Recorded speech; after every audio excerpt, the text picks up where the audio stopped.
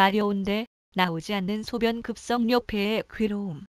50대 남성 기혁 씨는 지난 주말 냉방을 강하게 한 음식점에서 식사를 하다 소변이 보고 싶었지만 참았다. 화장실이 밖에 있는 곳이어서 더위 탓에 식사 후 나가서 소변을 보려고 생각했다. 10여 분 더 식사를 마치고 나니 방광이 터질 듯한 느낌에 급히 화장실에 갔으나 소변이 나오질 않는 것이었다. 한참이나 힘을 주어도 나올락 말락하다가 실패했다. 결국 기혁 씨는 전립선이 뻐근한 느낌에 아랫배 통증까지 겹쳐 인근 비뇨기과를 찾았고 급성뇨폐 진단을 받았다. 의료진이 요도에 호스를 꽂아 소변을 배출하고 나서야 식은땀을 훔칠 수 있었다. 급성뇨폐는 소변이 마려운데 누려 해도 거의 한 방울도 나오지 않는 상태를 말한다. 중년 이후 남성, 특히 전립선 비대증이 있는 경우에 급성뇨폐가 생길 가능성이 높다.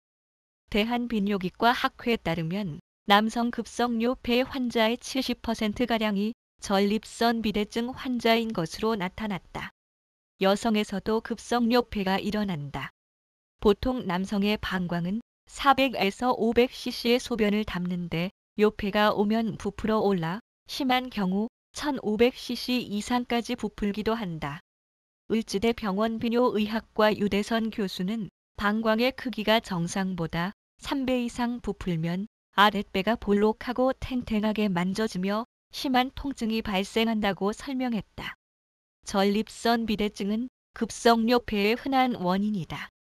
비대해진 전립선이 요도를 압박하면 소변 줄기가 약해지고 소변 횟수가 평상시보다 증가하거나 자는 도중에 깨 화장실을 가거나 소변이 제대로 배출되지 않는 등의 증상이 생긴다. 특히 전립선에 의해 압박된 요도가 제대로 이완되지 않아 갑작스럽게 급성뇨폐 증상이 나타날 수 있다. 방광이 수축하는 힘이 일시적으로 장애를 일으키면 역시 아무리 힘을 줘도 소변이 나오지 않게 된다. 전립선 비대증 환자가 감기약을 복용했을 경우에는 급성뇨폐가 나타날 위험성이 매우 크다. 감기약에 든 항히스타민제와 교감신경흥분제가 방광 근육의 수축력을 저하시키고 소변이 나오는 길인 방광입구와 전립선의 평활근을 수축시켜 입구를 막을 수 있기 때문이다. 전립선 암이나 요도 협착, 복용 중이던 전립선 비대증 약물의 중단, 심한 변비나 당뇨 등도 원인으로 꼽힌다. 여름에서 가을로 접어들며 기온이 낮아지고 일교차가 커지면 그리 추운 날씨가 아닌데도 전립선과 방광의 근육 수축이 유발되어 급성뇨폐의 가능성이 높아진다. 겨울에는 급성뇨폐 환자들이 심심찮게 응급실을 찾는다. 급성뇨폐는 치료하지 않고 방치하면 방광 근육의 수축력이 소실돼 본래의 방광 기능이 악화될 수 있다. 이로 인해 방광 내 압력의 상승을 유발하고 이는 방광 내 혈류량을 감소시켜 산소가 부족한 허혈 상태 및 조직의 손상을 초래한다. 결과적으로 방광 기능 저하와 변성이 오게 된다. 또한 요관이나 신장이 늘어나는 증상 수신증을 유발하기도 한다. 급성뇨폐가 발생하면 빨리 통증 경감을 위해 응급처치로 요도에 돈요관을 밀어넣어 인위적으로 소변을 배출시킨다. 서울 명동 이윤수조 성환비뇨기과 이윤수 원장은 급성뇨폐를 예방하려면 소변을 억지로 참는 것은 금물이라며 귀찮더라도 요일을 느끼면 바로 소변을 보는 습관을 들이는 것이 중요하다고 지적했다.